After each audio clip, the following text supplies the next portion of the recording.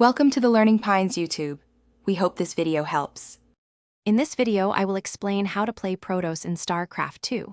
Protoss is a powerful race known for its strong units and unique mechanics. We'll cover the fundamentals, starting with understanding your core abilities like Warp Gate and Chrono Boost. These are crucial for quickly reinforcing your army and boosting production.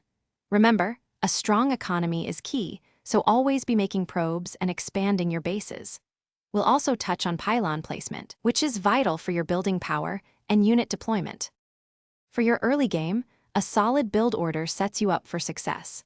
Begin by building a gateway when you reach 14 supply, allowing you to train your first zealot.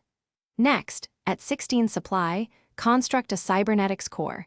This unlocks crucial upgrades and stalker production.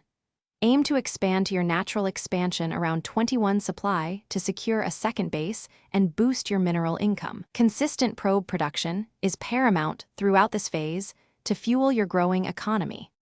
As you move into the mid-game, focus on building a robust army composition. Stalkers and Immortals form a powerful ground core, effective against many enemy units.